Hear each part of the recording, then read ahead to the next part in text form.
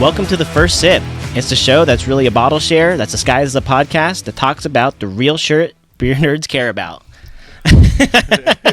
And this is our first live show. Yeah, so we're going to have a little bit of mess ups here and there, but let me introduce our host. What's going on, Ruben? What's up, everybody? Hey. Got the lovely Allie over here. Hey. Hey. Joel, what's going on, brother? What's up?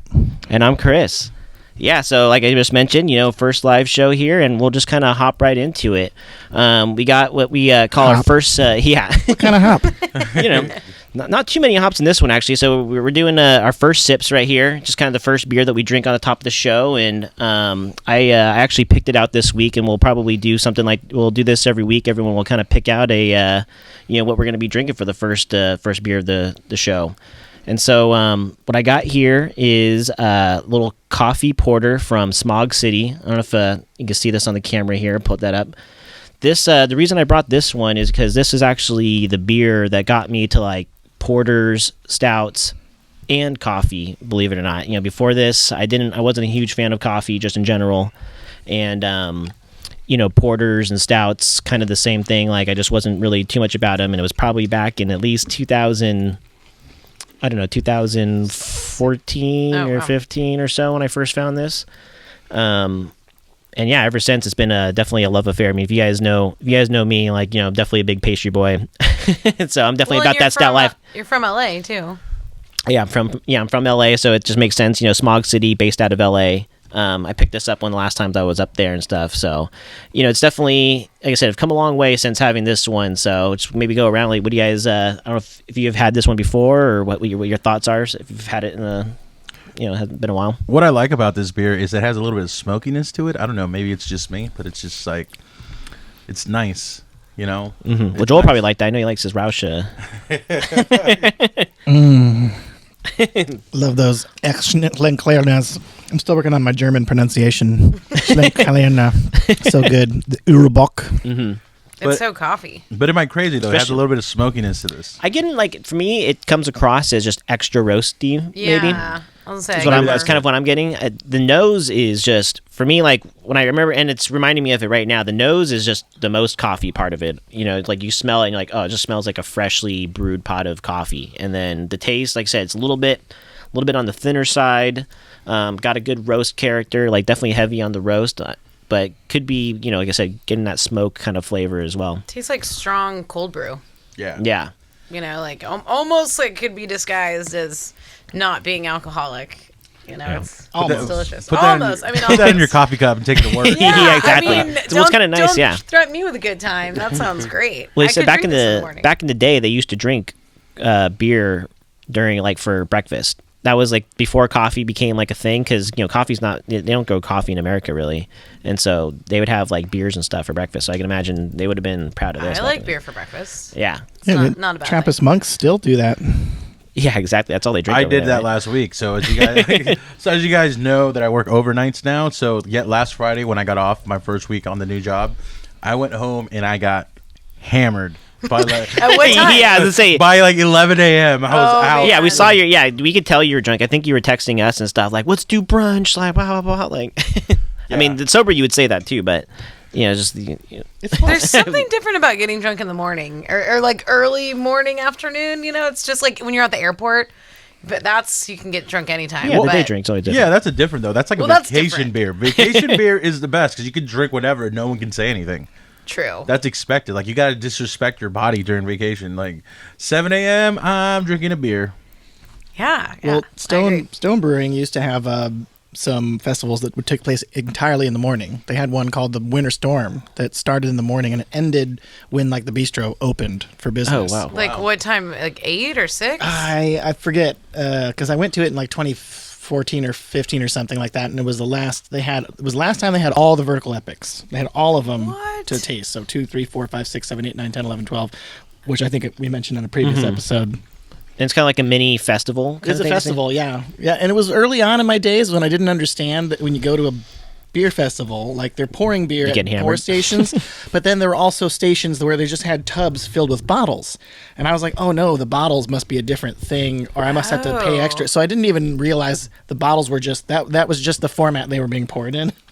When I was so new, to beer festivals, I was like, oh, I guess I can't get those bottles. And then I later on I realized I could have.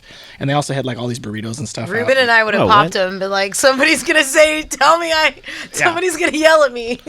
Stone, for all the different things it's got going on, like they did have some pretty cool like little festival, like mini festivals I would call them, like because it was never anything huge. Like if you ever been there, I mean, and people would come from around the world to visit there. So hopefully around the nation, if you know what we're talking about, like Stone and Escondido. Are you flashing us what Stone Pour It Black? Oh, there you go. October 2014. So he's old. Wow. Yeah, so he's legit. It's 2014. Did you actually wear that? Like, in that story just came up randomly? 'Cause that's I did. I was like, what shirt can I put underneath this that kind of doesn't fit anymore? For my, that 7 years kind of a little ago? suck in a little bit. But like I say, Stone, they have these cool little festival things. They even did, they would have these like when Heady Topper and Focal Banger first dropped in San Diego, they got kegs of that shit. Before it was like, now it seems like fairly regular occurrence that you get that here. But before that, it was like, oh, there's going to be like 5 kegs of Heady Topper at Stone. Like, go do that. Like, I don't remember the kegs, but I remember when they got cans, because I remember they had cans for like what? Like $8 a pint. So pretty average for a Stone beer. So it was like $8 a pint. That's not bad. Some people really price gouge when they first started dropping those. Oh, Texas Liquor had them for like $25, $30 for a 4-pack. I was like, dude. They always price gouge. Always. Dude, you should see their bourbon prices. Jesus Christ. Yeah. No, I believe it. I've been there a couple times where I was like, I wanted to pull the trigger, but I was like, this is just too much. Yeah, Chris will spend like 45 minutes in there. I'm like, come on, and babe, it's we mostly gotta go. talking yourself out of it. It's mostly talking yourself out of it because I'm not paying this price. We probably had this story already, maybe, but I talked myself out. The one regret from going to A Deal with the Devil. Texas, yeah, it was a batch 2 bottles of A Deal with the Devil sitting on the floor, just an open case of them in there, no limit. How long ago was that? Oh man, this was whenever batch 2 came out. It was fresh, so this was a few years ago. Right? This was a while back, and 2015. I want to say 2016. I think it was like $35 maybe a bottle, which I would. Yeah, at that time you scoffed at it. You're like, who would pay that right now? Like, it's ridiculous. Batch 2 is? Yeah. On secondary? What the heck, man? I think it's going something stupid, but it's the best one. That's why. I've only had the smaller format bottles. I didn't get any of the older ones. The red waxed one, the double oaked. Those were incredible though. Yeah, those were awesome. So good. So speaking of like beer releases, can we talk about what happened yesterday?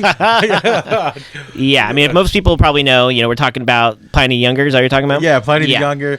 That broke those comments on there. Like, I know there was a lot of salty people, but it was almost hard to dig in. Each one had like 2,000 plus like comments on it. Like, that must have been the most amount of activity they got into their page in a while. Like, yeah. Definitely. Well, there was a lot of funny comments. Obviously, I already sent like to our group chat yesterday. I was pointing out some of my favorites were like, when are you going to release the next batch, or like when are you going to have more stock, or like when are you going to sell more cases? And like that's it, brother. Next year. This must be your first time trying for Pliny the Younger. It comes out once a year, and that's it. Yeah, I mean they sell out of kegs, and we're just getting pours. What do you think online bottle sales were going to happen? Like. So to me, it was great because I enjoyed feeding off the saltiness in the comments, and then the fact that they replied. Feed off your tears. Did you guys see the reply that they had early on? Like right. Oh yeah, I saw you. You told me about it, but what was it? So someone posted, "Oh, I'm going to check this 15 minutes to see how salty people get." And Russian River, whoever runs their social media, was like, "We are too." Yeah. Hey, they had the right way to go about it. You know what I mean? No, but it's amazing because like immediately people came up with conspiracies. Oh, it's bots. Everyone's running bots. It's like, no, there's an allotment of 6,000, and there's more than 6,000 people that wanted that beer. I mean, I got shut out. Chris got shut out. Allie got shut out. The only one that scored here is Joel. So if you want to buy some bottles, he's selling a couple of Pliny the Youngers for what? $500 for a pair, plus shipping.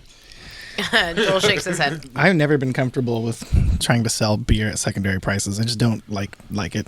If anything, I'll sell something to a friend of mine for like at cost. Oh, you're such a good guy. I just feel bad. I just feel bad about it. Look at beer night. Cost. Yeah. Yeah, but that was great. That was amazing last night. Just seeing everybody just completely go off and go crazy that they couldn't get a beer. Yeah.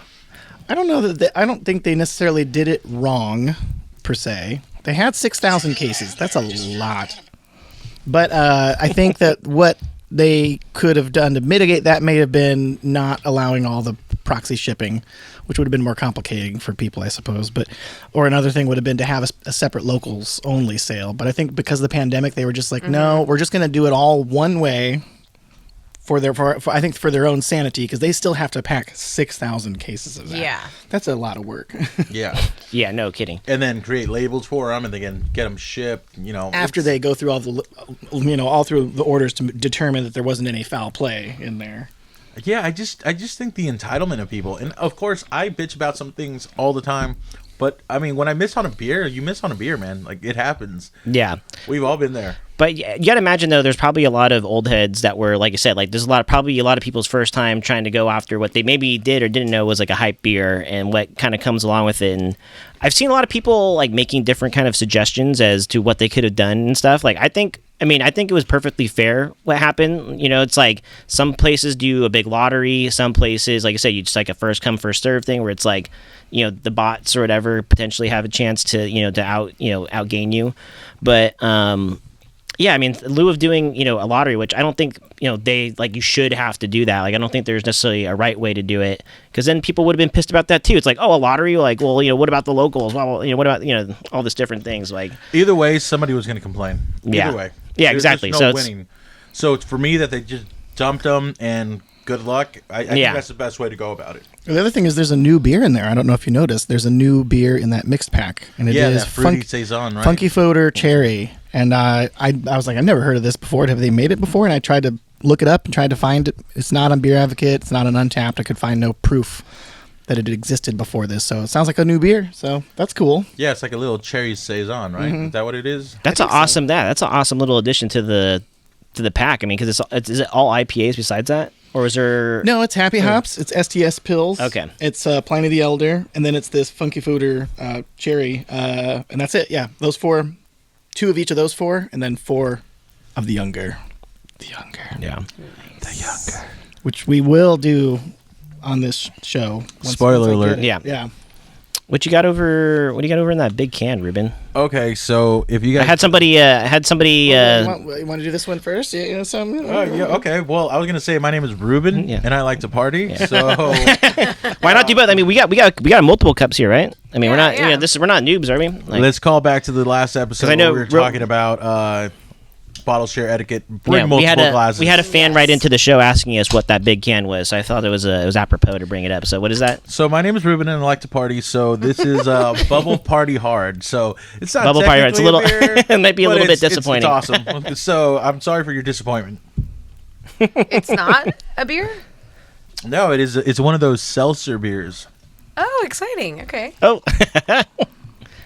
And then if you are just joining us right now, we had a little bit of my link was incorrect on the Instagram for a little bit. So if you're just joining us in right now, welcome into the first live show. We got like I said, Ruben just said, we got Bubble Party Hard going on over here. I know a lot of people are really, really against seltzers, but I enjoy them, man. Like, 'cause I enjoy like mineral water, and that's what it tastes like to me. Except like if I drink enough, I get a little buzz. Yeah, exactly. That's like the trick they're right the there. best. I love them. And and if you're calorie conscious, I mean, it's also good for that too. That's not why I like them, but it's just a change. It's something a little lighter and this game. It's cool that Modern Times is doing it. It'll get finished. Don't worry about that. Smells like Sprite. It does kind of smell like Sprite. Yeah. It tastes like Sprite before they put sugar in. Yeah, exactly. This is kind of dangerous. I feel. Oh my god! What the heck? What? I mean, is it just making them? Dude, that's crowler life for you right there. I feel like that's just comes with the territory right there. When you're in a studio, it can be a little bit tough, but it's like we should get like a little crowler funnel, or somebody should just invent a crowler that pours properly. Like, can we get the science working on that?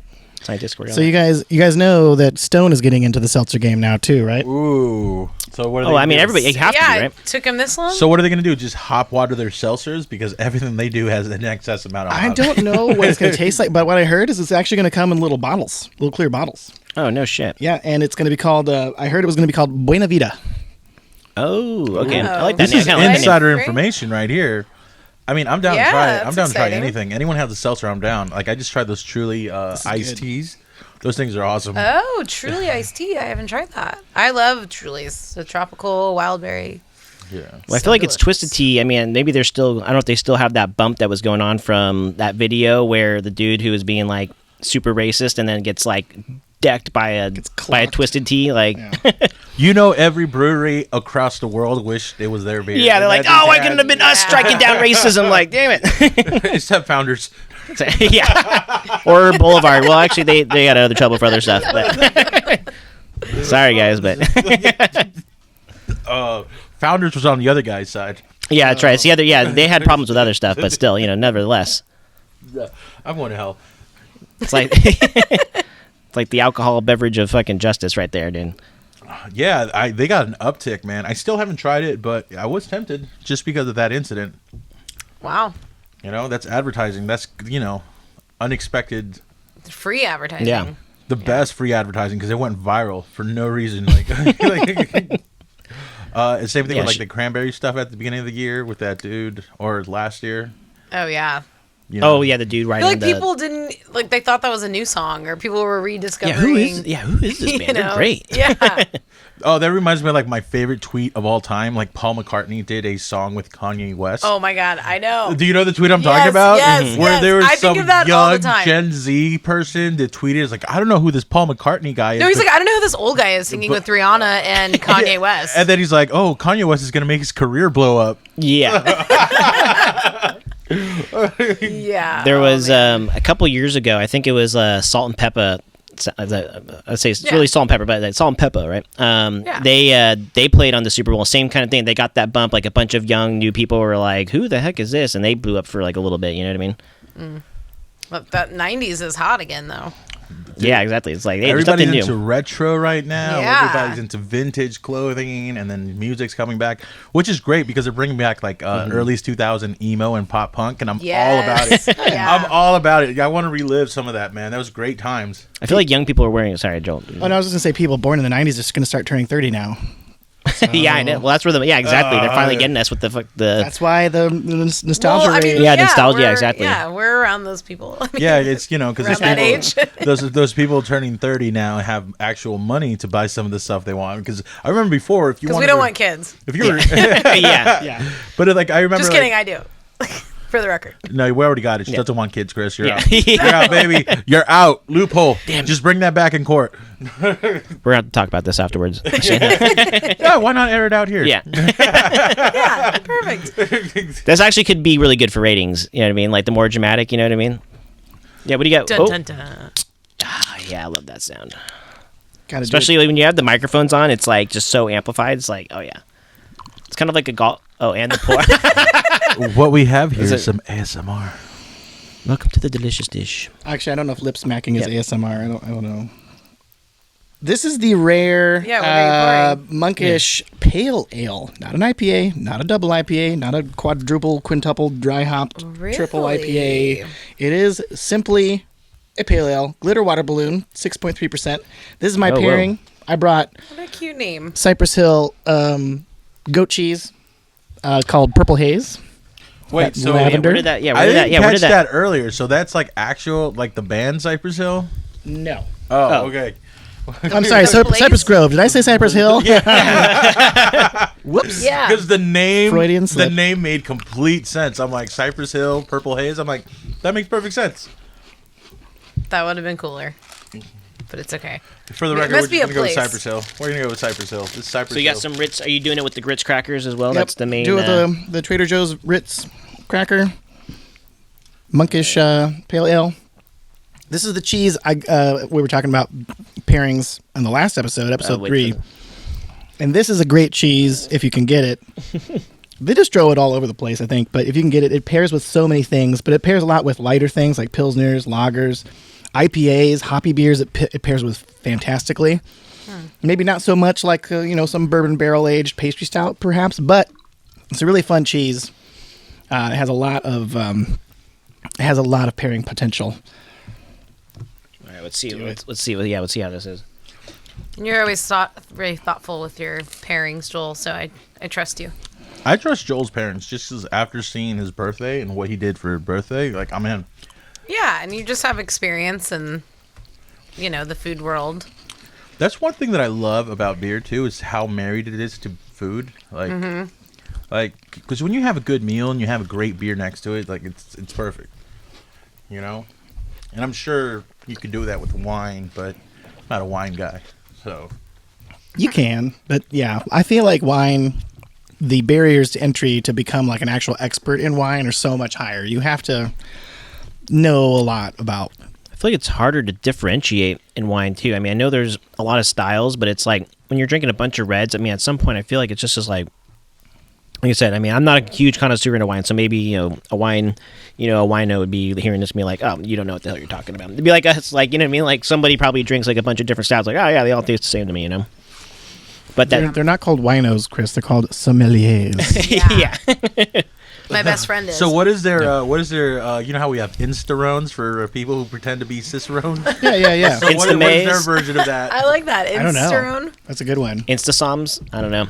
We gotta have well, somebody, if you're listening to this right now, send us in some ideas what we can make fun of Cicerones with. Sommeliers. But that pairing is actually really awesome. It reminds me of delicious. a grown up. You ever have like those like cheese stick, like those cheap ass cheese, and like it's like a bread stick that comes in like the little plastic cheese and cracker. Yeah, the cheese and cracker thing, like when you're Yeah. like a kid. It But, reminds like, me, it's yeah, like that, but like 100 times better, and like just the grown up version.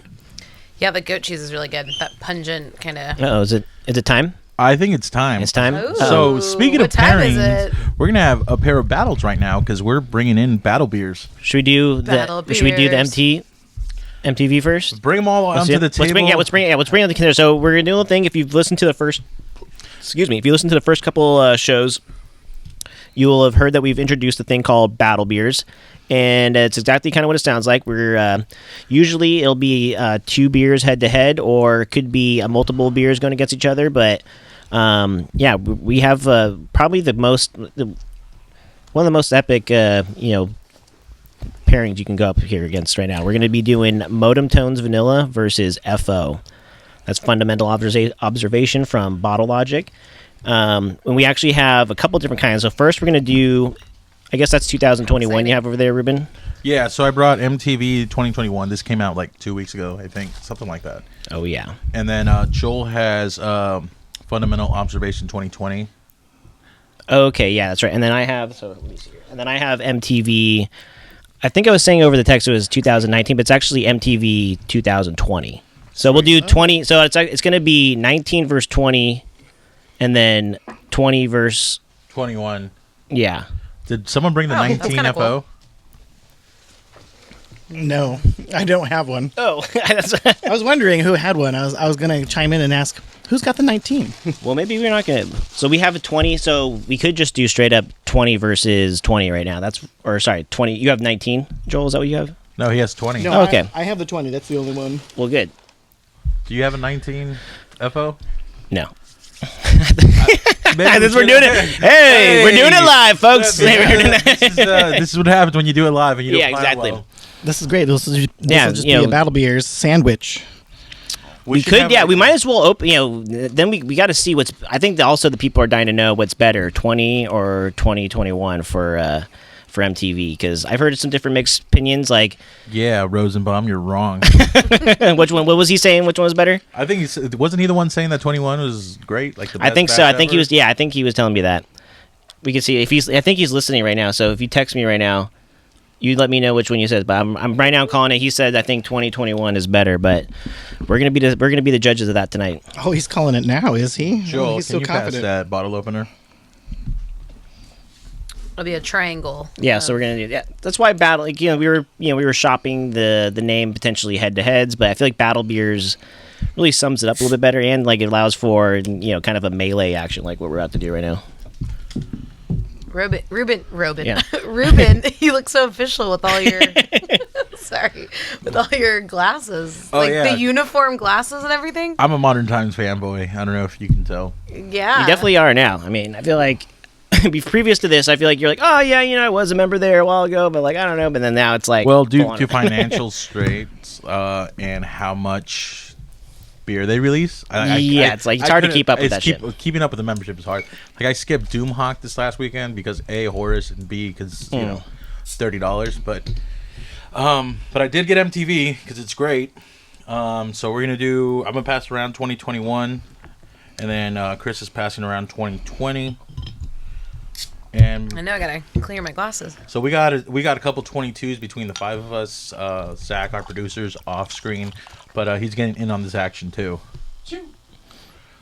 If we need a tiebreaker, he'll come in and break our tie, or we could have a couple people chime in on the stream here. So this is a 14.4 ABV stout, imperial stout aged in bourbon barrels with vanilla. What year is this one, Ruben? This is 2021. Came out 2 weeks ago, maybe 3. Okay. Can you pass me the water, Elliot? Call back to one of our episodes. Bring water. That's right. Pro tip. I'm actually going to be having something else that where it's going to call back to another thing. I'm taking our own device over here.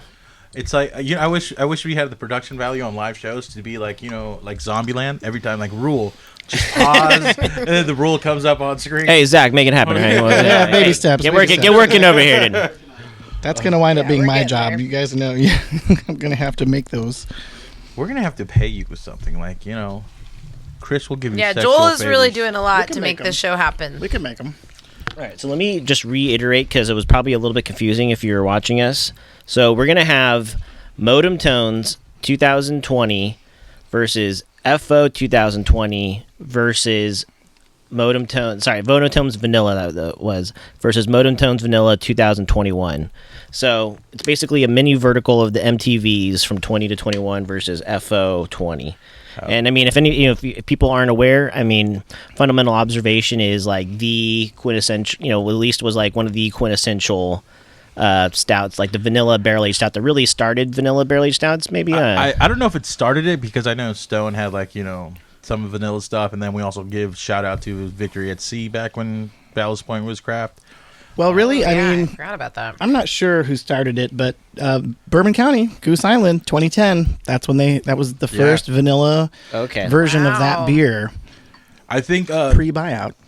Pre-buyout, but I do think that FO started like that Southern California pastry boom. I think that was one that just everybody was blown away. It was a pretty small bottle release, in-person sales only. It's 21 right there. And what happened was Beer Advocate somehow got their hands on it, and they picked it as like their beer of the year, 2015. Back when they like had some pull. Well, back when, like we talked about in a previous episode, the top 250 beers list, which you can still go look on there, and it's still probably an influential list. I think Fundamental Observation is in the top 20 on there now. Mm-hmm. Only beers that get recurringly brewed wind up on there. Gotcha. Now, because they changed the rules, I mean, it used to be like, there was only one batch of SR71 that ever got made, but it was still on the list, and then it was threatened to be taken off. Can you pass those beers, Chris? Here, I'll keep on going clockwise here. Oh. Not only do you take boss pours at shares, but now you're slowing down the share. This is 21. Oh, boy. So going back, we just mentioned that deal with the devil story about how that's one of our beer regrets of not picking it up. FO Batch 1 is another one of my beer regrets. I knew that was coming up. I was actually at Disneyland, which is in Anaheim, right down the street from Bottle Logic, and my friend Josh is like, hey man, Bottle Logic just released this beer, 6 per person, you should go pick some up. God. and it was fairly early too. It was like 5 o'clock, but I've been at Disneyland all day.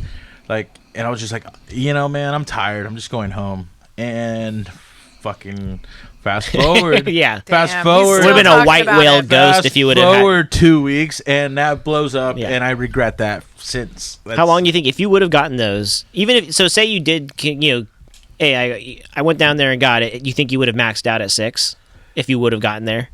I don't know, because I don't know if they were pouring it. I mean, maybe if they poured it and I had it, that would have influenced. You would have something. known like how fucking bomb it is, Yeah, but that is one of the few beers ever where when I had it, 2015 fresh, it actually lived up to the hypes. I don't think that hype beers live up to the hype most of the time. Yeah, but that one definitely blew me away. Yeah, it depends on how big it gets kind of blown up to you. I kind of brought it up before, is that depending on when you've had BBT, you either were really disappointed because of how much hype it had behind it, or like I said, in my case, I actually was thoroughly impressed and enjoyed it because I had my expectations tampered down a couple times. So, yeah, it just kind of depends on where on the spectrum you're kind of lying on some of that stuff. What we're talking about is an economic concept called scarcity. Which refers to not just that something there isn't a lot of it, but that the desire to basically the capacity or appetite for it exceeds the ability or the amount that exists, right? Mm-hmm. It's not just supply and demand. Mm-hmm. It's the actual desire for something being the greater. internet helps with that. And that's a huge driving dynamic in hype beer. Is tiny releases where legitimately they have this is only one barrel. That's it. That's all we had. One barrel. It only made this many bottles. Good luck. Like it seems like that's the and strategy. The number of people wanting it, like we were talking about with Younger, 110,000 people wanted it. 6,000 people got it. And I think that's a dynamic for anything that's limited. I mean, like I like shoes and. People go absolutely ape shit with shoes, like so. That's even crazier than the beer market is, or like beer secondaries. Going back to like the whole people being surprised that they missed out on Younger. It's like, dude, I take L's on shopping for shoes like on a regular basis. I'm used to disappointment. Yeah, it's like you just gotta know you're not gonna get them home. So I don't know about you guys, but I'm probably gonna taste through the 20s first. And then I'm gonna see which one I like between those two first, and then there are no rules. I'm doing it. I don't know about you guys. That's what I was gonna try to do right now. And the 20, like I said, the 20 I just tried is tasting. It's just as good as, maybe if not better than when I had it last year. These all smell completely different. By the way, yeah, they all smell completely different. 21 is like straight up vanilla. So much vanilla. Because I have different glassware, so. That's kind of a downside of having the same taster. It's like I got to make sure I keep them in line. Yeah. I like visually separated each glass because I had to remember which one is which. Whoa. The fun thing is, if this was a blind, I'd be able to tell FO for sure. I'd have no trouble. There's only 3 of them, so absolutely 1 in 3 chance, but it's obvious. I mean, they've had it for like so many years now that I feel like you just know it just has that distinctive bottle logic kind of taste to it, and then you just come to know FO, I feel like, as well. Well, the base stout recipe, I don't know how many different base stout recipes they have. I know Dark Star November is a bespoke one, or it's a different one. It has the rye in it, I believe. And then the base stout that goes into a lot of their other pastry stouts is not exactly the same as that one. This year, this 2020 batch of Fundamental Observation, they put out an actual heads up. I don't know if you remember this. Right before they released it, they were like, hey, guess what? We're about to release this beer everyone wants. But we're just letting you know ahead of time that the vanilla harvest from Madagascar, from the beans from Madagascar that we used, had a whole different group of flavor and aroma properties that you might not be used to, like it has almost like a dried cherry kind of thing going on. I don't know if you picked that up or not. And it's a different vanilla character than you think of. Most people think vanilla, they think of like Dairy Queen vanilla ice cream, soft serve, right? Or they think of it's Madagascar vanilla beans in particular. That's like if you buy vanilla extract from a store, that's like the vanilla you think of. And even with like what you're just saying, like they're still using the same Madagascar, but even within that, they can kind of come out with different flavor profiles. And it's very true. Like it's crazy the amount of flavor, the spectrum of vanilla flavors that you can get. It's actually similar, like kind of thing. I was talking to somebody the other day, and cacao nibs, you think of, cacao, it's chocolate, you know what I mean? But even with that, you can get a whole variety. It can be stuff from like fudgy, chocolatey stuff to like, it's kind of like coffee where you can get fruity and, dark fruit and, oh yeah. and all sorts of Even other kind of flavors too. like that. So. Chris's mic cable is right exactly, beneath my feet, so every time I move my foot, I have to be real careful. So, I've kind of picked my winner. I don't know if you guys are ready. I haven't traded. Hold on, I got the last one. I know what I like between the 20s right now. Well, you could start it off, Ruben. Yeah. Right? I mean, I want to. No. I have. Hold on. Wait. No. Wait. So I've done this multiple ways. I drank all of them back to back. I drank water in between them. I ate a cracker in between them. I ate a cookie in between them. All just now? Yeah. I'm impressed. I'm just trying to clear my mouth and get them at the same point. Okay. So what I like about the 2021 is that it's very like oaky. You can taste the bourbon on that one more than the 20. That being said, I think I enjoy the 20 of MTV better. Like, it's a little bit more balanced, in my opinion. And then FO is the worst beer on the table right now. I know, dude. The 20, the FO is getting blown out of the water. Since 2017, I don't think there's been a great batch of FO. 2017 batch 3, I think, is the best batch they ever made. Batch 1 was the one that impressed me the most, but I think consistency on 2017 was batch 3. I think that was the best one. What do you think, Joel? Well, so I'm the difficulty here is here's how I'm thinking about it. I'm just taking them right now as they are on the table. Okay. At their face value. Yes, like Ruben, I've had every vintage of FO that's ever come out. You are FO. That's what I think. Yeah, of no, you. I could have worn my hat. I know. I have them saved in my phone as Joel FO. You're cooler. Like, yeah, I always think of you as with that beer. It's a great beer. I always love a beer. But the Modem Tones Vanilla from Modern Times, I've had them at shares. I've never been in the membership. I've never had like a whole bottle all to myself or anything like that. And so I have tasted all of those too. So I'm trying to kind of just take them right now at face value as they are. They're all three completely different. Mm-hmm. The modem tones are more similar, obviously, and then the FO is totally different because of like what I was just talking about, the Madagascar. So, I don't know what the vanilla is that's in either of the Modem Tones Vanilla beers because it says vanilla. Yeah, they don't talk about it. I don't think they give even in. I could be wrong. I mean, this year's. I don't know if in the description you remember, Ruben, if they talk about the type of vanilla using it, but I think they typically don't mention it because I'm sure, like, what I'm imagining is that they probably get all kinds of vanilla beans, and then depending on whatever they have on hand or whatever was easier to get at that point is what they have. And so there's all different kind of ways to do it. Maybe they mix in different kind of vanillas, so it's hard to tell. But what's in the FO are beans.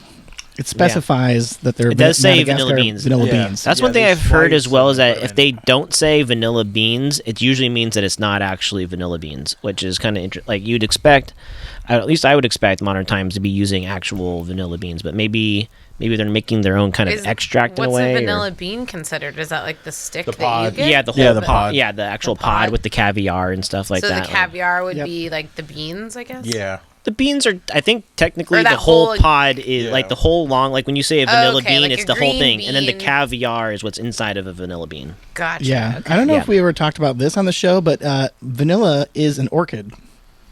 It is, yeah, it is. Yeah, it's crazy. It looks like a normal kind of orchid, and then these little bean, it's like a beanstalk. It looks like a green bean at first before it's fermented and shit. I think they're white. Yeah, I think so. Yeah, I think you can buy. I bet you we can go to that Carlsbad shop, like flower shop, and pick up a vanilla bean orchid. So Chris is gonna grow vanilla. Yeah, in his backyard. It's probably not gonna work out. Like I don't know if we could have the conditions. You probably save money. This guy's ordering vanilla like it's going out of business. Like, Hey! I got my Hey! He's brewing beer. Leave him. Yeah. Hey, I was just saying. And I'm part of a vanilla bean co-op, so I got a pretty crazy deal going on. So I got a good thing. Well, if we could grow our own. I don't think I could grow vanilla beans as good as what I'm getting. If you can grow weed indoors, you can grow vanilla beans indoors. All right, I don't want to hear excuses. Hey, if you can dodge a wrench, you can dodge a ball. So going back to it, Joel. So what are your thoughts? Because like I said, I think MTV what's the best, dude? 2020 is my favorite of the three. I'm not sure if I'm ready to rank them right now. Snap judgment yet, but I know it's kind of cool. Partly because. Again, I'm taking them at face value, and they're different. They're so different. So, Joel, you're making this way more complicated than needs to be. This is battle beers, all right? This is not. Yeah. Oh, I think I'm gonna waffle around. This is not beer science. Did you guys know that vanilla is indigenous to the New World? And don't stop giving us facts. Stop giving us facts here. Just like cacao. Yeah. Both chocolate and vanilla. Joel, this isn't beer science, okay? This is. Let's fucking pick, all right? But I'll step in for Joel for a second because tasting through these. No. What did you rank them? In order? 20, 21, FO. Okay. So 2021 is pretty nuts. Like it's super fucking smooth, and I don't know if that's what I'm picking up is because Ruben, you're saying that it's oaky, and I'm not necessarily getting oaky. I just feel like it's like a wave of vanilla that's just like crazy. It reminds me of your extract that you have at home. Yeah. Chris is making his own vanilla extract from all these vanilla beans. So are you accusing Modern Times for using vanilla extract? No, but I think she's mentioning he's how making his own. Wow. I think she's mentioning how vanilla it is. Ruben, you're misunderstanding. I'm just starting the podcast. Yeah. No, but Chris turning is us against us. His own. He learned it from Banker, Chris Banker. He's making his own vanilla extract. I call it a tincture. Yeah. So actually, I have an experiment going on. I have half of my vanilla beans in rum and half of them in vodka. Yeah. So because vodka is more or less a flavorless alcohol, and then rum, something about some of the rum ones that like I've made in the past, like just have it just has this like vanilla hug that it gives you your nose. You know what I mean? That's gonna be a no for me, dog. Nah, dude, I'm telling you, you're not even gonna know. Like I said, when it gets added to the beer, You'll like come you don't over even know. and I'll let you smell it, and it reminds me of this. Dude, you should do one vanilla. in tequila blanco. Like, yeah, no, but I could definitely fuck do it, that. science. Yeah, I'm definitely down. I'll definitely try at least one in there. You know what I mean? Like I don't know if I'll do a bunch, but vanilla tequila. But anyway, well, back to what I was saying. There. So yeah, the 21 MTV is just like a blanket of just smooth vanilla, just giving me a big hug right now. 2020, like when I first tasted it, it just was fantastic. I mean, I feel like I said, I think it's a more balanced beer in general. I don't know if I would say that 2021, in my opinion, is more oak, because I feel like I'm getting more barrel from 20. I feel like I just tried it again. I'm definitely getting way more barrel out of 21.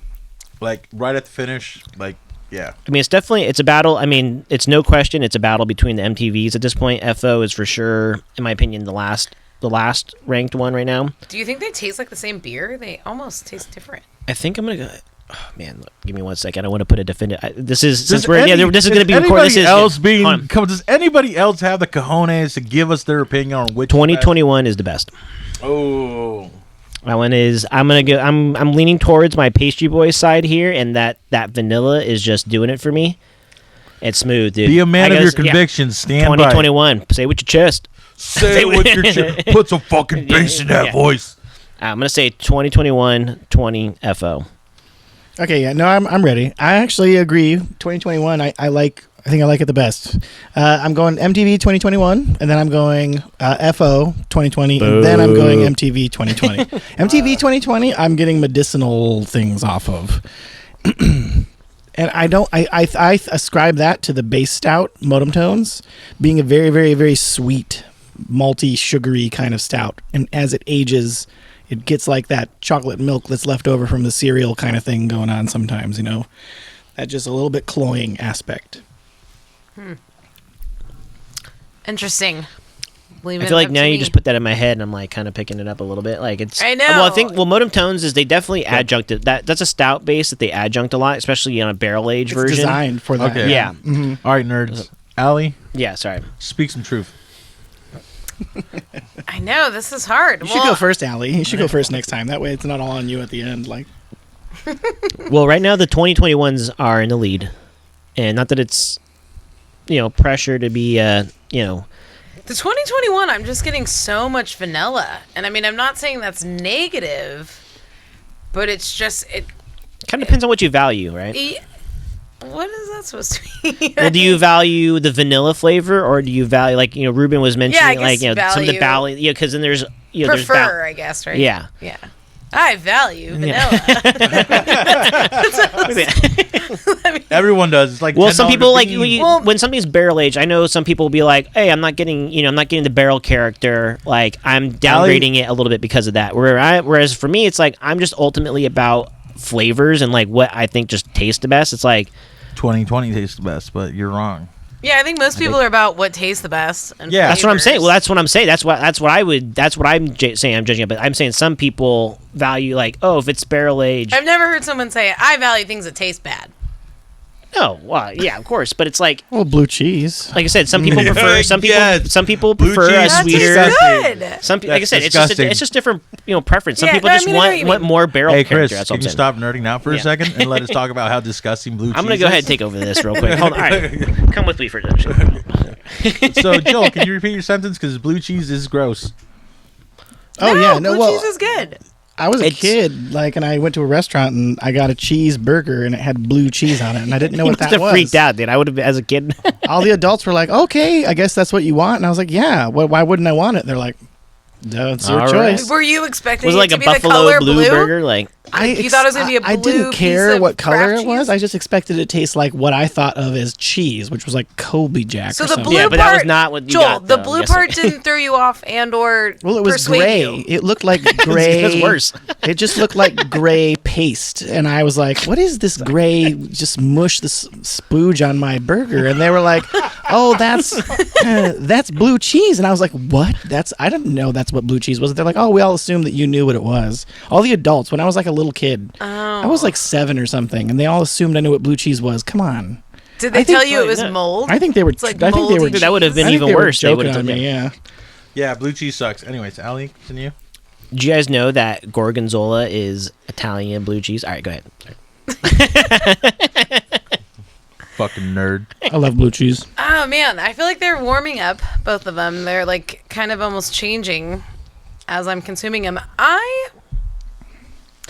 think I like 20 better, to be honest. Like I said, I like 21 too. Fuck you. But it just and like I said, it's not a negative thing. It's just so much vanilla and I was pretty torn too. I'm not gonna lie. yeah, I am torn. I like the smoothness of this one for sure, but So we got a tie. we got a tie. We got a tie, boys. Zach, you're our tiebreaker. I gotta say, it's between these two, right? Yeah. Those guys? Yeah. Gotta say the Modern Times. Yeah, They're Modern both Times. yeah, Modern Times is the winner. Shit. Somebody write into us right But now. which one? Well, so I don't know if you. there I don't know was if you kept three. track of which one you had because there's one that's He just flicked the 2021. that looked They like. just I would say 20. yeah, it looked like he was pointing this 2021. This is the 2021 right Because they're here. both. So Zach, I don't know if you. They're both modern times. The ones that, at least the ones that were between. Second sip of that one over there. Well, there's Yeah, let's get this man. Get there's this man some more beer in three. him. So one is not Modern Times, but those two are. Did he get this one? Did you try this one? That They're different years. Yeah. Okay. So one's 2020 and then one's this year. Okay. So this was We'll have that's- We'll say we'll have the tiebreaker that's here. We'll have a kind of- tiebreaker here in a sec. 2020. And that's what we're deciding between. If we like I want to could do this just- scientifically, I can make a spreadsheet right now. I came prepared. 21. 21? Wow. 21, baby. Dude, what do you think? I 21. mean, because the vanilla on that is just stupid, right? I mean, it's just like dessert. It That's tastes just like what you want. It That's just tastes what like you want right there. Briars. It tastes like dryers. Okay. It tastes Not like everybody can be right, Allie. Not everybody can be right. That was Hey, you know. I didn't know where you stood. I'm That's surprised. why we asked you. I was so leading into this. We were alluding to it a little bit, but I'd been hearing mixed reviews on 2021. Some people were like You know what raving we should about it. do? Let's check it again in like an hour when they're warmed up a little bit because I think they were a little colder than I prefer. Like Oh, there's Chris and not I going to be any now. left in an hour. Yeah. Yeah. Well, hand Okay, them over so- to me. I'll guard them. So 21 wins. I Yeah, I'll concede. make sure. Unlike, I'm not even gonna bring that up. Never mind. No, wait. Now you got to bring it. What are you? No. We've been self-censoring. I self-censored okay. myself. It could be All right, all right. better. I didn't want to steer in that direction, so I stopped myself. But Okay. Unlike We'll some, let you do that this time. unlike some people, I will concede. Okay, and Oh. I will take the L. I'm gonna do a little cuvee here. I mean, hope. Oh. I think we have. So I'm gonna do Wait, FO. bro. I'm gonna do an F. What are you cuveing right now? All three. All three. All right. I'm gonna do first. I'm just gonna do the FO and MTV 20. Shout out to. I'm sure everyone knows what a cuvee is if you're listening to this. It's when you mix Shout out them to all together. Tick and Brews, our boy, Young Young Cuvée. Young Cuvée, Tick and Brews on Instagram. That's a good Yep. homie. Shout out to him. Yeah, we got. I think there's a. I think you'd approve. I think you'd approve of this cuvee for So, sure. am I the only one who did not put FO 2020 last? Yeah. Yes. Or Okay. yeah, I guess so. Okay. You were between the two That's fine. MTV. So right? so MTVs are taking the first and second spot. FO is definitely last. You got That was a tough head-to-head battle beers because those were. that. There was. We should Well, it have. wasn't yeah. tough between that. If it was going to be MTVs, and I imagine even if we did have our hands on a 19 FO, that probably would have gotten fucking rocked too. So we'll go ahead and put it that. Yeah, So- FO would have been bottom. We'll do a 17 sometime. Yeah, people are still listening. have People are to- listening to this like Also- these guys are a fucking mess.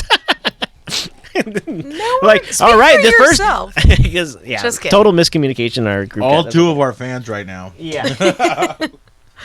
this is a beer drinking podcast. If you're expecting much more from us, you're not drinking enough beer. Getting set up for the next pairing Chris that we wanted is switching to gears here. on us. Now we're Cool. Well, we're gonna let these in sit a for good a way. second. In a good way. You forgot to. Just gotta get drinking my rinse water. If Warn you the listen to Bottle Share families. Do's and Don'ts, gotta drink your rinse water. That's right. Even if it looks brown or pink. How different 20 and 21 are. Yeah. Like, It's 21 takes the cake. Yes. How can you even think otherwise, right? 20. You gotta be like bordering on. Whoa. So I gotta make sure I didn't say Fucking idiot. Who chose 20? Did you hear him? Half the table did. That's who did. So It's we're gonna already open in up a there. Too little. late. You want? Do you want to warm it Just up? kidding. Or yeah, open up something first. I'll let this warm for a sec. So you're gonna see me reach across this table right now, Joel. This is your personal. Are those can. pastry stouts? Wow, that's a pretty can. Modern Times has the best design game in the They game. really do. They're up there for sure. I'm trying to think of who has my favorite right now. That's actually a good question. If you guys follow, Hudson Valley. they have cool stuff. I like theirs. I like Modern Times, man. Like they're psychedelic. Treehouse. Yeah, that retro. You guys follow Fantastic Beers? No. Great notion. They're doing Those are all can art. cartoony. That's why you like them, Joel. Yeah, Great Notion. You're They just the ripped somebody off artist on their cartoony. latest can. Oh, did they well, they have an actual artist. They have a dude like his name's like Timber Pub or something like that. And he has a very distinct style, obviously. You know what I mean? Like all of Great Notion stuff is made by the same dude. It looks, it's got that same kind of Timber Pub. Could- That's a little intimidating. Yeah. Is that what it I is? think, is it? Maine Beer Company. Best art. Best It's artwork. like typographic, like it's the most simplistic. Actually, I do like it a lot because I am about the simplistic look. Dude, you can't mistake their beers for anything else. You see that, you're like, boom, that's Maine. I love for that reason. I love Abnormal's branding. I was just you read my fucking mind, dude. You took it right out of my mouth. I love Arlen's branding. Wait, you talking about Three Floyds or Abnormal? Oh, I don't. Wait, Wait, what are you talking? Because I get really confused Three between Floyds and Abnormal. I get because it. one's abnormally, And one's not normal. one's not normal beer, but that's not a. Dude, they might be the same brewery. This whole time we've had Three Floyds in San Diego. Crazy, They should, right? they Okay, should so crazy. figure that out. Maybe like a lawsuit or something. Probably the best way to handle that for sure. That's the best way to handle it because they would never be able to distinguish between If they those two just brands. were nice to each other, that wouldn't fly.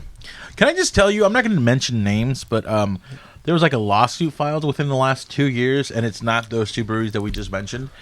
Well, not even a lawsuit, but it was like a cease and desist for something so stupid from a brewery here in San Diego to another brewery that I just like, Oh, does it have to do with or no, it's a preposition word?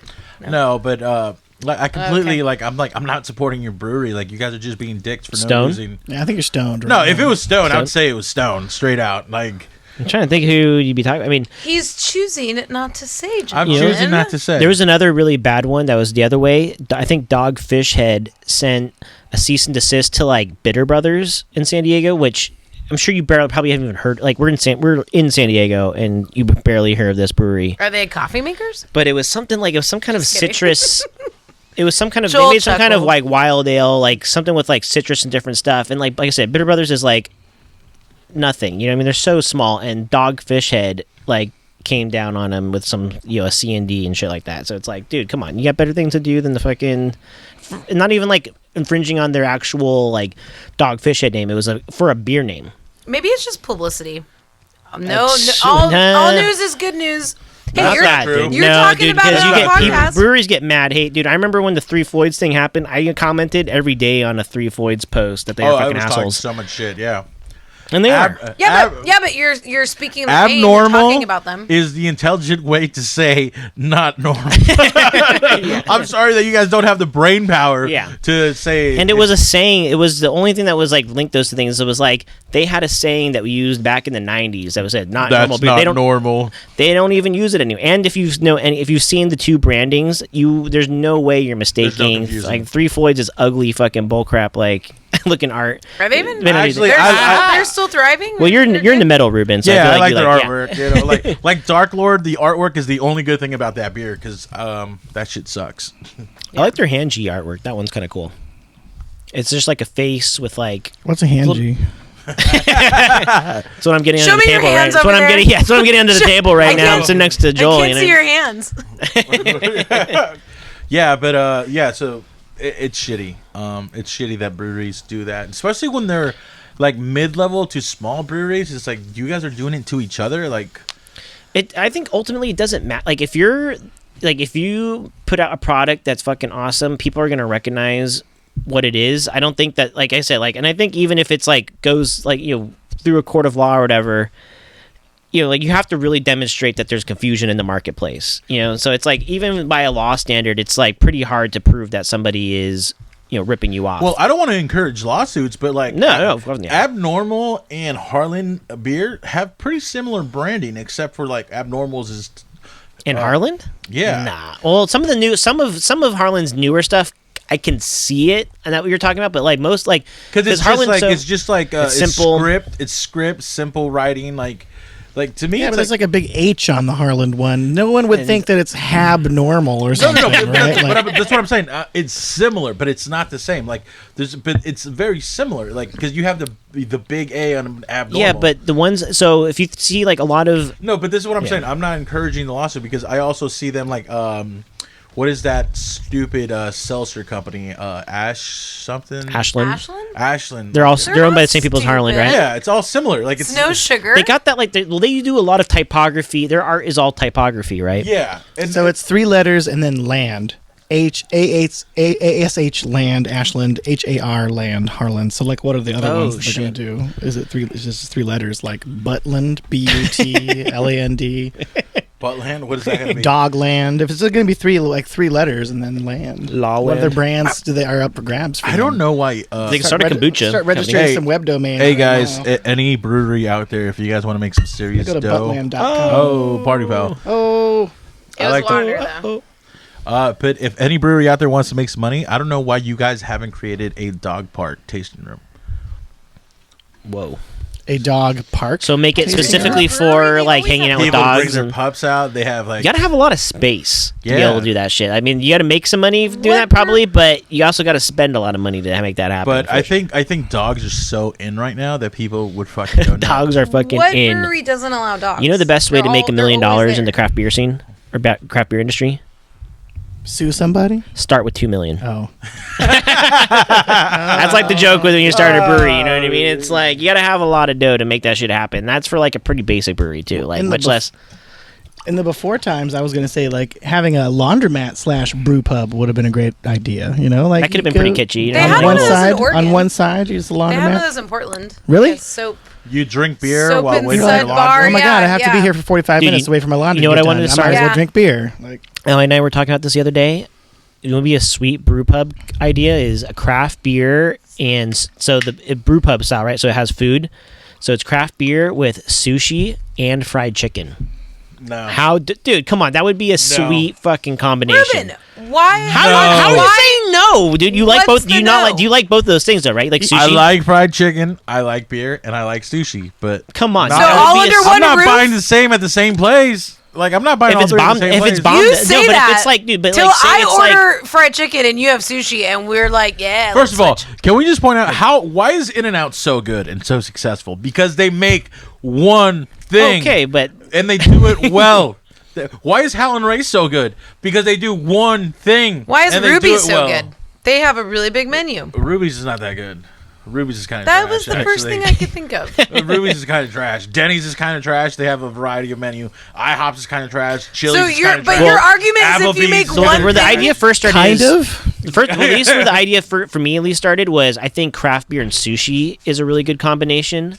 I think Chris Ruben's not invited to But a restaurant. if you, I feel like I think about flavor profiles because like imagine having like a bunch of like salmon nigiri or not even nigiri but like salmon sashimi and yellowtail and stuff like that, and then you have like the crunch and heat of some fried chicken. Like that just sounds like a good fucking. Hey pairing Chris, right there, this is Jeff. a 12-ounce on. can, so no boss sports, please. Oh no, I'm screwed. I'm after They're probably not Yeah. going to make it past me. You know what I mean? So Yeah. No, but I think that restaurants need to learn the simpler your menu is, the better you can focus on Okay, we're that. thinking two things. It really That's is too true much. though, because Oh, Joel. you go to Chipotle, man. The menu is like pretty simple. It's which kind of rice you want. There's 2 kinds. Like which kind of meat you want. There's like 4 or 5 kinds. That's a Look lot. at him. which Look kind of at him. salsa you want. Like, That's a 12-ounce can, Chris. I'm going back for more of this. but Look at that. Oh, and actually, nice, There's like a Hawaiian nice. place Hey, here, Joel, too. nice glass, dude. Yeah, but We should. But You see, this is a shout out to our boy Mike Lopez for making these glasses. Craft Beer 007 on Instagram. He's Made some famous. yeah. You can't buy these glasses. You had to be at his birthday to get them. Yeah, He's exactly. the nicest Epic dude. birthday. If Joel wasn't the nicest dude in beer, Mike would be the nicest dude Top in beer. 2 for sure. Top 2 for sure. Somehow I'm nicer than Mike. Wow. Mike's a really nice guy. Yeah, they're and You then guys are splitting hairs, okay? Top 3? Don't let it go to your head, Joel. top It's 3 of splitting our hairs. top 3 of our nicest mutual friends: Joel, Mike, Ari. Oh, dude, I was gonna say Ariel. hands down. Those are the nicest friends. I actually have something from Ariel that I'm gonna open up a little bit later too. Oh, sweet. Dude, this is what's the adjuncts in this? So it's news. What is this called? Let me pull it up. While Zach is pouring it. What's it called though? Let me pull it up. It's called Modern Times. Something open door. Doors to nowhere. Doors to Nowhere. Yeah, I just said it. They do that nowhere thing a lot. Yeah, it's the band The Doors and their song, their famous hit song. It's an imperial Nowhere. dessert stout. This is their description. Imperial dessert stout is host to towering multitudes of house roasted coffee, cocoa, coconut, vanilla, and toasted almonds. Whoa, it's pretty good. Is there cinnamon in there? Did you say cinnamon? No. Almonds. How did you hear cinnamon? No, I didn't. I just thought I tasted cinnamon. That's why it was funny. You're like, did you say cinnamon? That's why I was like trying to look at that back. I was like, did you say that? Because I was like, I feel like I don't know, something about like the flavors. This is as far as a straight up pastry, like non-barrel aged. Not barrel aged, just straight out. It smells like good. a pie crust to me. Beatus. So it's modeled after cake actually. So Whoa, you're not far off. It's sweet. I'm gonna add this to the cuvee. This will actually be good with the little thing. That I got Finish going is on. really coconut. It's a birthday cake for a brand new year and kind of a culinary pick me up. So we could probably use right now. Is there any Really? cake added in this? How did they know? Because 2020 sucked and it's not hard to tell. Did you guys see that commercial for Match when it was like the devil in 2021? That Oh, was yeah. the first time I saw that. 2020. They call me 2020. Yeah. That was it, yeah. That was Ryan Reynolds' production company that did that one. Was Oh, really? it? Oh, it's so Ryan Reynolds. It's so Deadpool or whatever. Can you pass this to Chris? I know he's dying to hit like I 4 don't more know. ounces. Let me give myself a little bit more before that happens. Before it wait, disappears. I don't even want any more. How about that? Actually, no. Screw you That was guys. a great commercial. That was like movie I'll take my quality. goose. I'll take my goose and go Wow. home. I'll drink this in the parking lot. You know what? I'm gonna pair this with one of these. What you got there, homie? Oh, What is you- that goose? Yeah, have some what chocolate. is that? It's actually a little bit of foreshadowing for something that's going to be for later. But got a Chocolate and little, cheese is got what a we little brought. Dre Fontaine, Armand and Gaston cuvee. This is like the third time this beer has shown up on this podcast, isn't it? This is like a regular. I brought it once. I know. Yeah. Well, I think Ruben and I might have brought You brought on it the as same a- night. Maybe on the same day we might have brought the You same tried one. to induct it into the Hall of Fame, and you got shot down by Speedway Stout. Well, guess what? I'm bringing the. She's coming. She's going in today, folks. Yeah, should we She's just, going in should today. we just go right into that? I mean, Sure, why not? We got clearly Chris is trying to persuade us since he And I mean, brought it. You may have seen. So we talked earlier. Joel brought a little pairing in with the monkish pale ale and the Cypress Hill cheese. No, Yes. Cypress Hill, shout out to Be Real. Cypress Grove, Yeah, Purple Cy- Haze, lavender, and other herbs. Were you doing a goat chocolate cheese. dance? I saw that. No, So I brought a little pairing in as well. And then spoiler, we'll bring it up later. But there's also going to be a nominee for me for Hall of Fame. Ooh, is that honey? I Chris see is- what you Chris did there. is- You're trying to butter us up. Joel, You're trying thank you. I'm glad you Yeah. noticed that. I got a little. So what I brought was I got some Irish I got some aged cash. cheddar Do you guys cheese like over money? here. I like particularly with my gouzes, for at least for me, I really like aged cheeses, aged cheddars and goudas in particular. But we got some aged cheddar here, and then I also brought a little bit of barrel aged honey with a vanilla bean in it. I actually barrel aged the honey myself from shout out to Mikulich Farm, or I don't not farms, but Mikulich honey in Temecula. So we got some local honey that I barrel aged in 5-gallon whiskey barrels, and then put Tahitian vanilla beans in this one. So we'll do a little. If you haven't already, we can grab Someday they're going to invent like smell-o-vision Once we get some, for this type of some stuff. more glass and space here. We'll just like waft it into like a sensor, and you can Google everyone can smell it at home. Google search did that like a couple years ago on April Fool's Day. And it said smell-o-vision. Yeah. And I'm sure you remember that. They, yeah. Chris is pulling out all the stops, you guys. Yeah, literally, water? he's about to pull out the stopper of that bottle. Do you need help? Oh, there it is. I just need a little water so I can rinse out my glass. Por favor. I got it. Again, rinse your glass. So I was thinking about it earlier today. If you could have a beer with any fictional TV character, maybe more than one beer, but who would it be? But so TV, does this include like Barney Fife? Does include like Netflix TV show? Because Barney couldn't hold his liquor. TV I'd get I get to drink it all. Okay.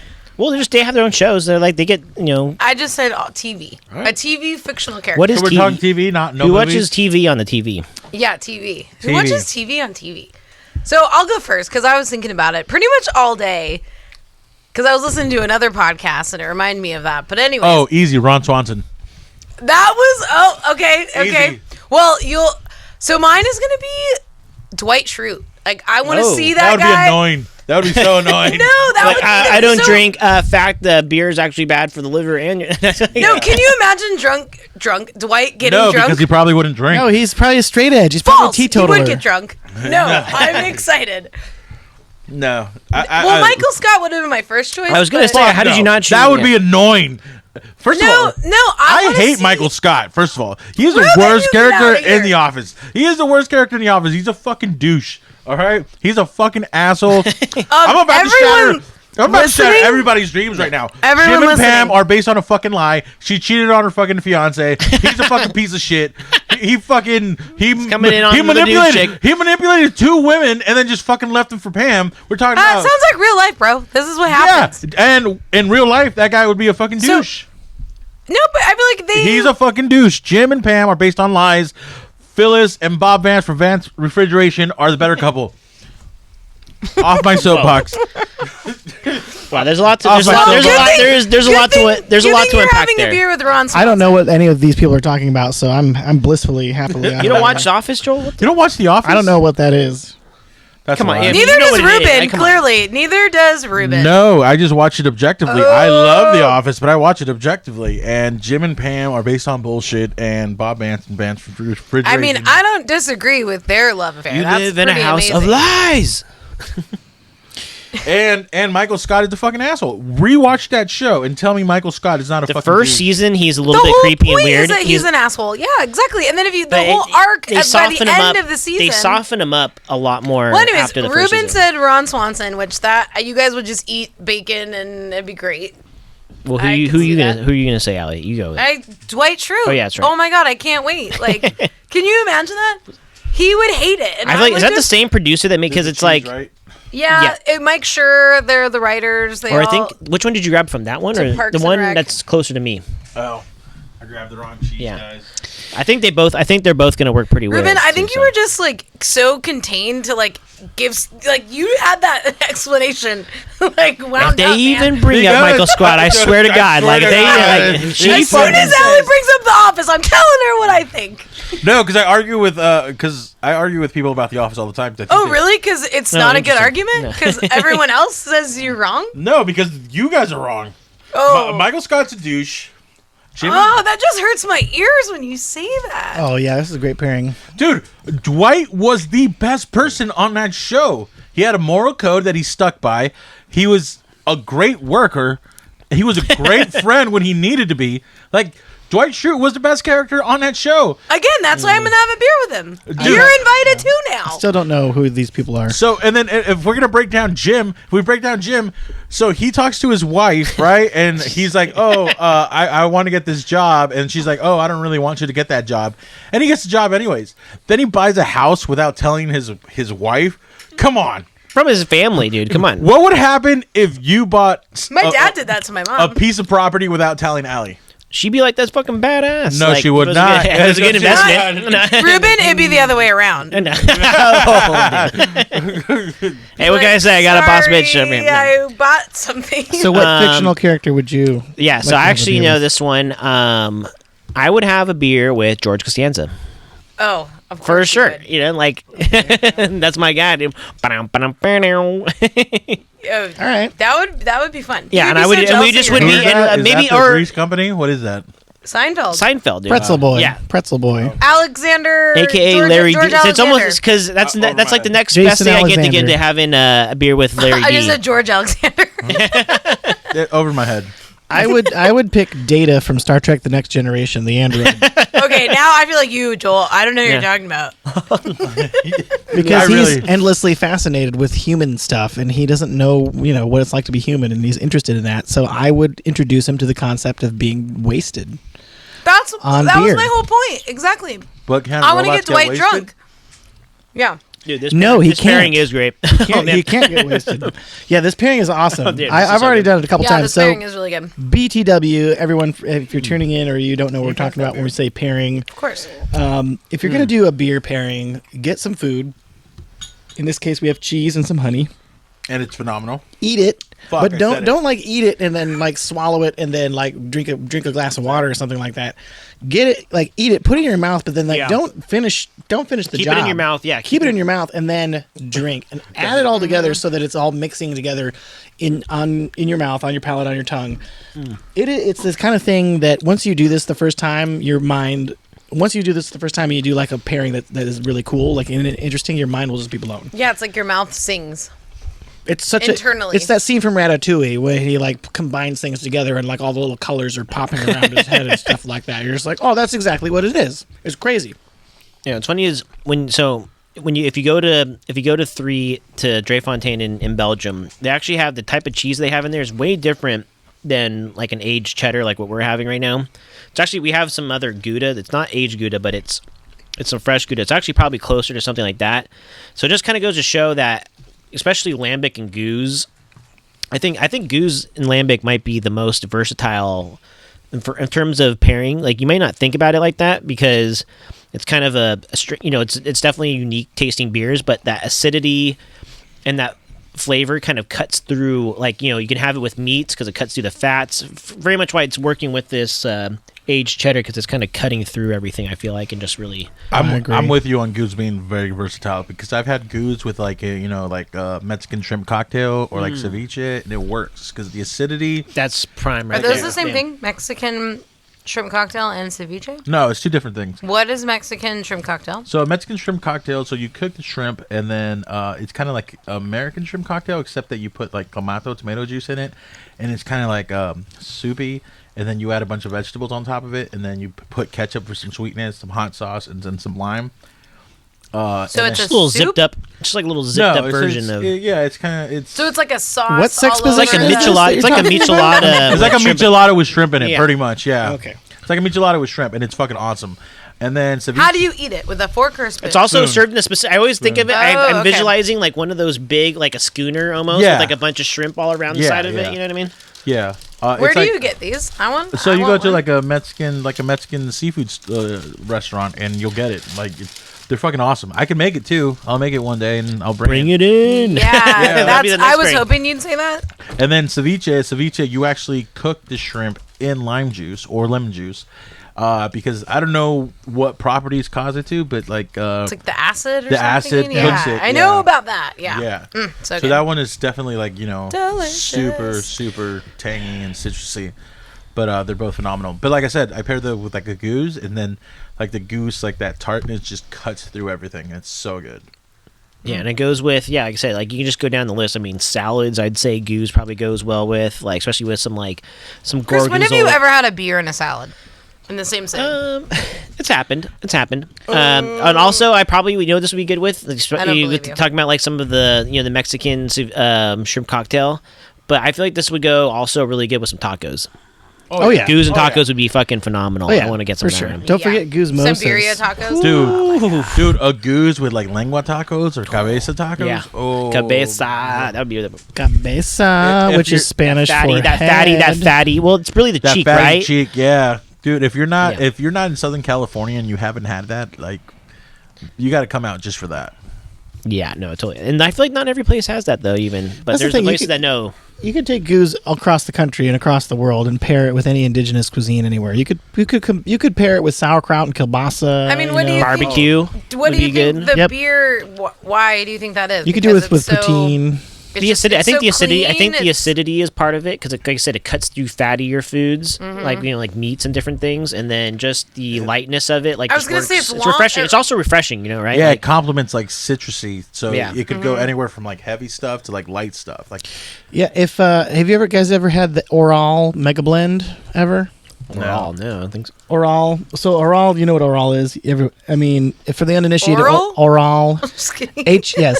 HORAL. That's basically like the lambic producing, like kind of, I don't know, organization guild, if you will, of Belgium.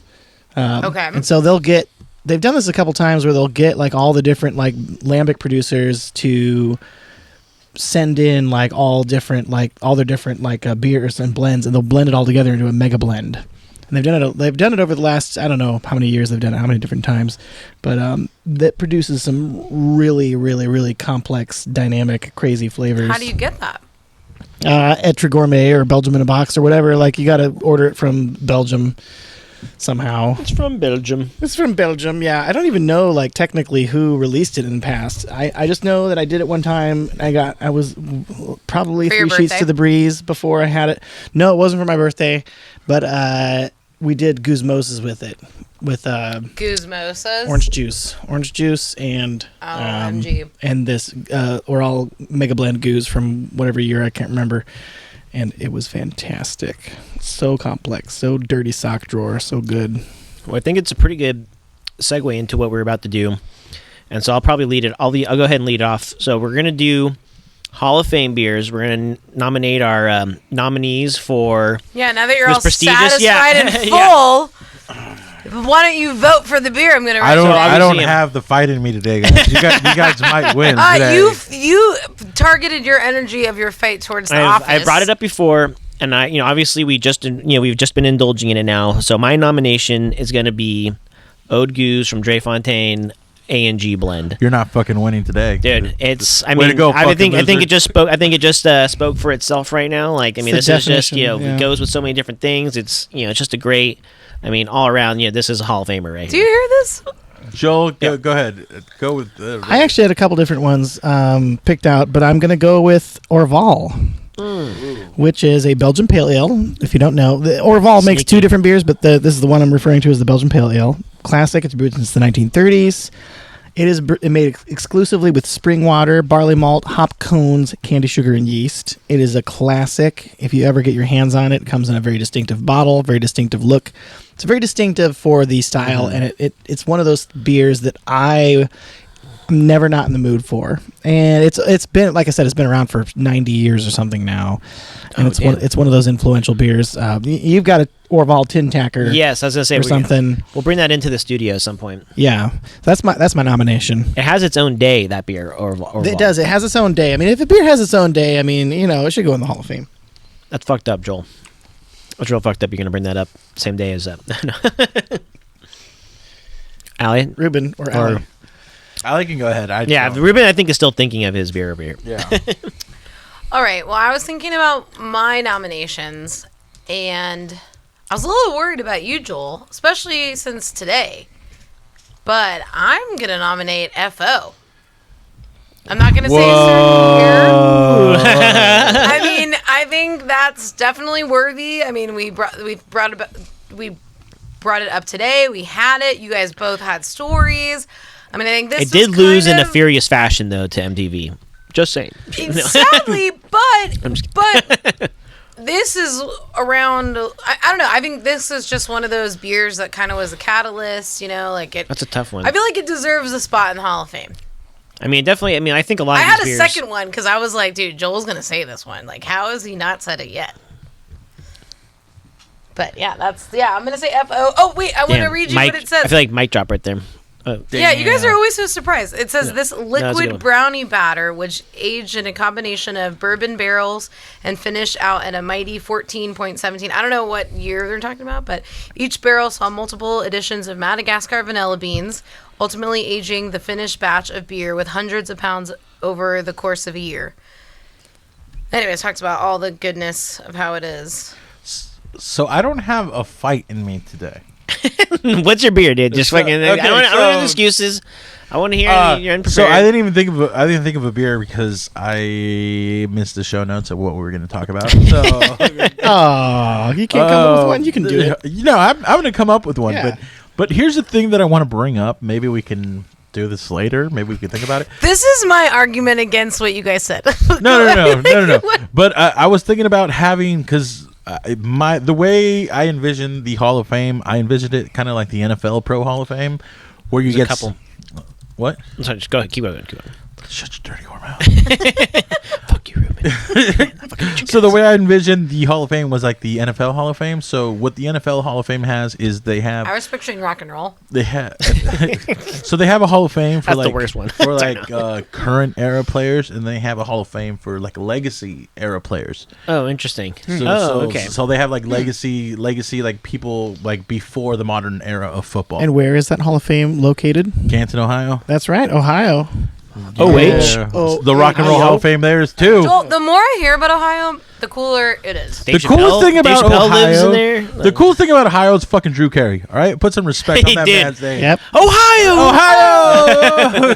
Don't forget Corporal Klinger from MASH, right? Ruben, that's the first time I ever heard about Ohio. Was from Drew Carey and the Drew Carey show. No kidding, dude. I didn't even know. Buzz, dude. What they have? He has a beer company, Buzz Beer or whatever. Like he does. I was like, oh man, that he's show, a brewer. He's like, they're like, they don't like show them ever brewing, but it's like, oh yeah, we're like making this beer, like, and it's like beer with like caffeine in it. I saw people and I was like, wow, they like live in the snow all the time.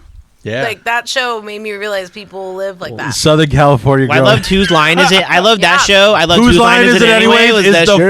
They need to bring that show back. It's the best show. Let's do it with new people. They should. It's all on HBO Max. You can binge it right now. Dude, he's hilarious. Is incredible. The original one, though, right?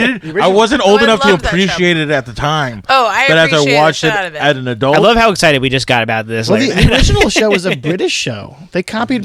Shut the fuck up. We do things better. The Office. Yeah, the American Office is way better. Wait, Freedom. What was it? 1976. Cleveland Rocks or Whose Line Is Anyway was a British show. Chris, you were this year's old when you just realized. Oh, Whose Line? Okay, I thought you were saying Cleveland Rocks was a British show. No, there's no way. It's called Cleveland. Okay. Sorry, hold on. Yeah, no, there's no Cleveland. Cleveland Rocks. Or Cleveland. The Drew Carey show. Drew Carey show. That's the song. That's the chorus. I'm not looking for your guys' judgment right now. Like, you know what I'm talking about. You know exactly what I'm talking about. Cleveland Rocks, Ohio. There's other famous people that came from Ohio. You know. There's a lot of famous people, surprisingly, that came out of Ohio. A lot. You go anywhere. But they don't talk about it. That's because they say, hey, you know what? We're fucking Ohio. Let's get the fuck out of here. Yeah, exactly. How many of them stay there? You know what I mean? Not a lot. Even LeBron like James. 100 years ago, Ohio. Even LeBron James twice. He came back. That's why that's dirty, dude. Yeah. Wait, but what you're saying though was pretty interesting, Ruben, because I actually had, we could probably we might as well talk it out for a second. We can think about what we want to vote in if you don't have another beer, but No. So, like Go I said, ahead, yeah. So that's how I envision the Hall of Fame is that we have the legacy and then we have like a modern era of beer type of thing. Because if we had both, we could end up doing 2 beers into the Hall of Fame each time. And I think it would be fair because, like, today my nomination is not going to win. And this is not me trying to convince you guys, but I think there should be some consideration for this. Because my nomination today is Sierra Nevada Pale Ale. You son of a bitch. Yeah, okay. So check this out. So I have an idea as well. And I said this can kind of foreshadow something we can do in an upcoming show is because we're doing. I like this format that we're doing right now that we're each nominating one. We let one in, but we should do a show where we each nominate 5 beers to go in. So we have a total of 20 beers, and we should have the audience vote for the top 5. And those top, because the one thing that's tough is like there's so many beers that honestly, like every beer we just nominated probably deserves to be in the Hall of Fame. And I think we need to start letting a couple in, so it's like, hey, like, there's some really deserving Hall of Famers, and then, like, we can go back to but I think we should do one big show where we do, like, we come up with the nominations and have the audience vote in something. So if you guys are interested in that, Yeah, that'd be let great. us know. Because, like, today, like, me, you, and Joel, I think, have legacy beers, like Orville, Sierra Nevada Pale Ale, and then the Goose. Well, that's what's interesting is like, what would the Ode Goose, because it is old school. It's probably older than most of these it's a legacy things, beer, but for it's a sure. very relevant, like Sierra Nevada Pale Ale, like it is a pretty relevant beer. People drink it, but it's like for the person like the more inclined beer nerd, are still trying to get their hands on Goose and like maybe not trying to drink as much people, the hardcore beer nerds not trying to get Sierra Nevada Pale Ale. Yeah, what's the difference between those two Hall of Fame and the NFL? Or is one like retired and one's like... So the NFL has like the modern era of football. So I think it goes back to like 1970 is when they kind of defined the modern era of football because that's when the two merged. No, wait, 1960 is when the AFL and the NFL merged to become what we have as the NFL. So that's now. current? Anything current. from then on? Yeah, so from then on, it's considered the modern day of football. And then anything before that is like legacy. So it's like people that played before who kind of built up what the NFL is. So we just got to So find do you like think ours should be a time thing? Because that's like a certain year. Or are you saying it's more... like what? I don't know what if are there's like a you specific time, but well, I we mean, don't but get that's what you're... hung up on the details of Oh, it. well, we're just... Like I would say if like we had to put a... Then what would it be? If we had a year, I would put probably like anything after like 2000 would be the modern era of beer. And anything before, it's like classic. But isn't like 95% of what we're talking about from the modern era? No, Sierra Nevada's been around for a long time. Speedway was from a long time. Right. I even say maybe like 2005-ish. Yeah, yeah. I was gonna say mid 2000s, the mid aughts. Is that what they would call that? Maybe 2010 actually. 2010 would work. Well, think about this because I think when did side like stuff like because side project I would consider modern era 100%. stuff like that. So I think they opened like 2007. 3 years ago. Yeah, like 3 years ago. No, they have been around for longer than 3 years. Side project hasn't been around that long. I think they've been around for Whoa, they've been a around. lot of They've been different- around as long as Rare Barrel's been around. Yeah, Rare Barrel's only been around since like 2015. No, they're around longer than that. Joel, And prove look at them that, all yeah. wrong.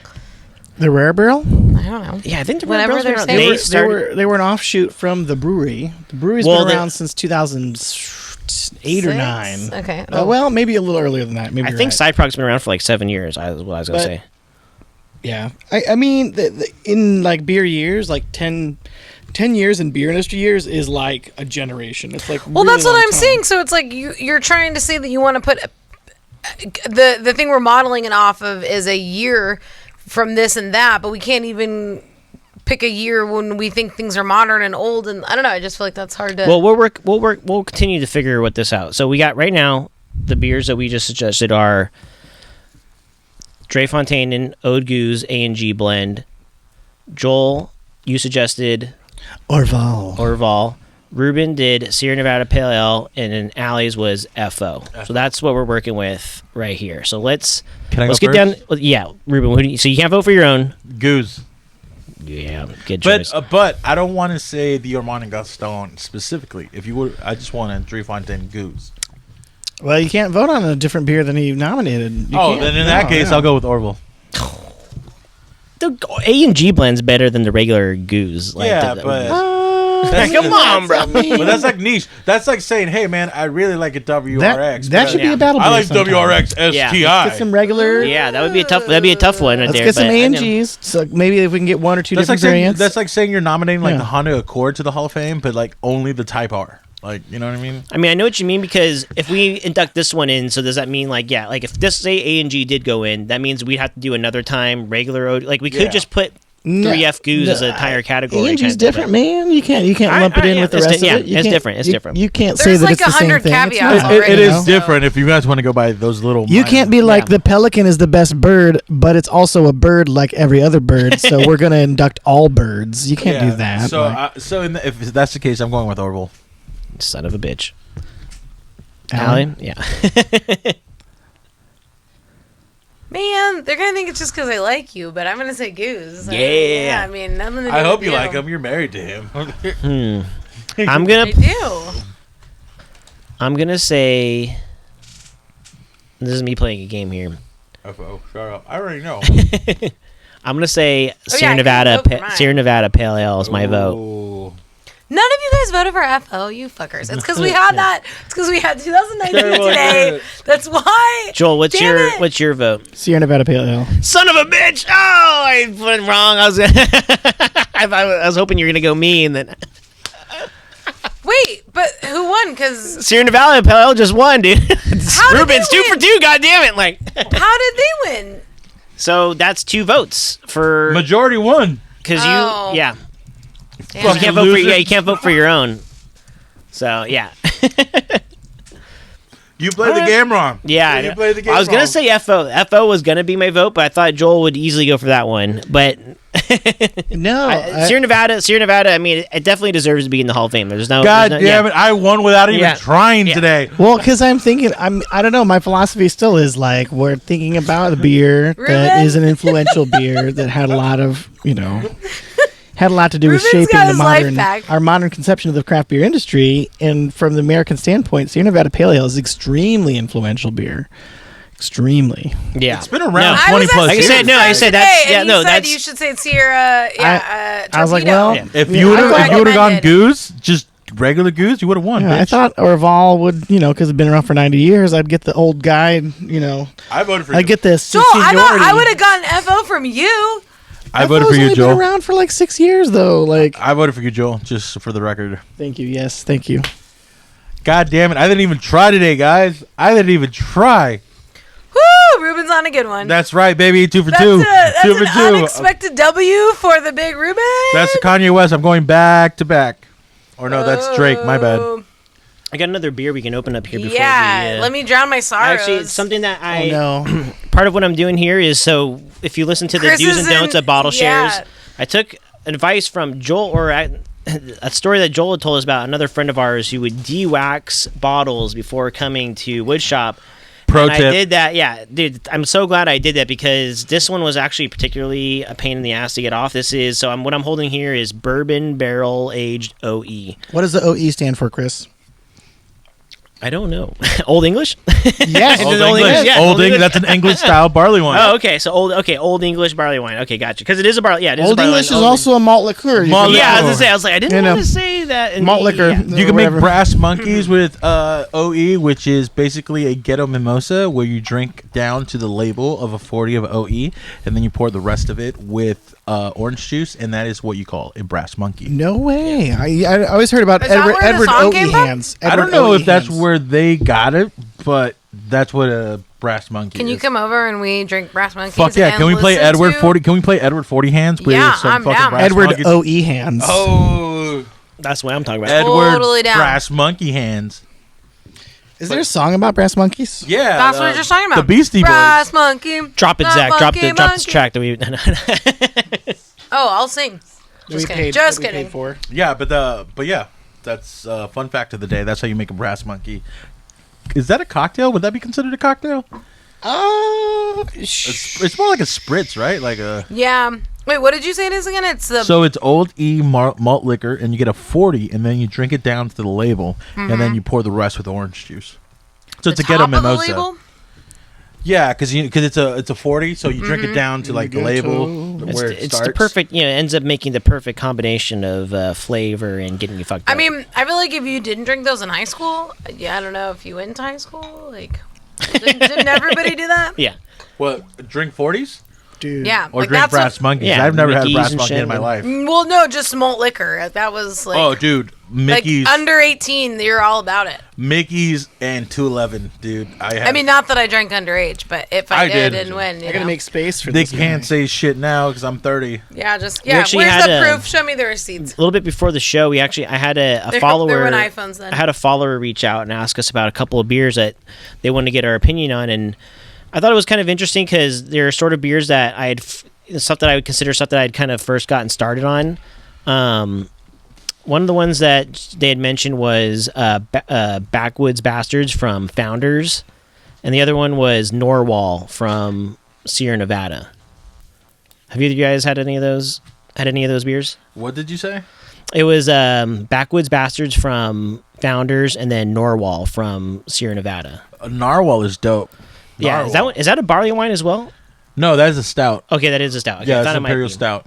Then they have the regular narwhal. Then they have barrel You aged know what a narwhal. narwhal is? Oh, I don't know if I've had barrel aged Norwal. I've definitely had the regular one, and I feel like those are ones where I feel like was sort of my more introductory to bigger stouts. Backwoods Bastards is a barrel aged beer as well, and that one was Backwoods like Bastards is Scottish ale, I believe.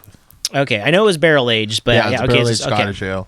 I enjoy both of them. I mean, I don't fuck with Founders anymore, but Yeah, exactly. I haven't drinking it in a while, but I was gonna say if you're somebody who was liking those beers, I was gonna say a beer like this, bourbon barrel aged OE, would be. If you like those, you're gonna fucking love this. I think this is the more like refined kinda, version yeah. of something like that. Like light caramely. Yeah, this is just delightful. It's just like super smooth. It's fucking toffee, caramel notes, stuff like that. Like this and is you definitely taste the bourbon on that. Like that barrel is present. Does it say the ABV on there, Allie? Yeah, this one's really good. It's like a stout without the heaviness, almost. 14.9. Damn. The Holy heaviness shit! is in there, baby. Let me tell you. Holy shit! Wow. Yeah. Now that you mention it. Yeah, I mean, it's pretty fucking, dude. For 14.8, that's fucking smooth as hell. When we were up in LA, we just got this. Yeah. Right? So this is also from Smog City. Yeah, try this, Aki. The same place that we picked out the first sip for today, the coffee porter. Those are both some good beers, Chris. They're right around the corner from Monkish, and it's kind of a shame because it's just like they are. In my opinion, I mean they're not known for their hazies, which they do a hazy IPA, but I think they do so many good things. Like they're obviously their barrel aged barley wine. This is incredible. I feel like their sours are really good. Cuttlebug and Snugglebug, if you had those are tasty. And they just don't get the rep. I think just being right, like something about being right next to Monkish. It's like you kind of get forgotten. Yeah. So if it says barley wine style ale, does that mean it's a barley wine? Yeah, it's a barley wine. Yes. Okay, they're just being redundant. That's just the style. Yeah. Oh, okay, gotcha. So I guess in the end, our battle beer winner tonight was definitely 2021 Modern Times, or Modem Tones Vanilla. No ifs, ands, or buts about that, right? I mean, it was a pretty clear choice, but amongst the amongst the professionals here, 2021 was clearly. It was a pretty split choice. As a split choice, as a split decision for sure. We'll have to mark those down because I think what we got to do is because obviously we have our Hall of Fame that we keep track of, but we should also keep track of these battle beers because there's also very many other barrel aged, especially in the barrel aged vanilla category. I think we have some other stuff. Like I think we should continue to put some different. Well, we could put them on the website or something. So we'll be wrapping up the show today. So we definitely have the battle beer winners was MTV 2021. Mm-hmm. The Hall of Fame beer for the First Sip podcast, our second or our technically our sixth induction. Yeah. Our sixth induction to the Hall of Fame. If you listen to episodes with the Heady Topper, you'll see what went into the Hall of Fame there. But our sixth induction to the Hall of Fame is going to be Sierra Nevada Pale Ale. Deservedly so, but begrudgingly. Yep. Yeah. Yeah. And we had a great time tonight. So I hope anyone that tuned in enjoyed a little part of. Thanks for listening to us. Yeah, thanks for tuning in for our first live show here. And again, we have our hosts here. Like if you want to follow us on our individual channels, you can follow Ruben at RL Vinay. On Instagram, Allie is Allegory Vassalero. You can probably spell that. It's just like it sounds. Just follow the first sip. Yeah. Joel is Beer at Pleasant Strangers. I am with Pleasant Strangers. Did I say Beer at Pleasant Strangers? I meant throw in beer at Pleasant Strangers. Yeah, that's a totally different account. I've been drinking some beer with Pleasant Strangers. I'm Growler Hour, and then you can follow the show at the First Sip Pod, and that's the #1 ST Pod on Instagram. And thanks to Zach, our producer. Yeah, thanks to Zach. We're here. Yeah. You could also follow Beer Nation at Beer Nation. We are a podcast presented by the Beer Nation. Yeah, the official podcast of the Beer Nation. And thanks for tuning in. We're live at the barn. Cheers.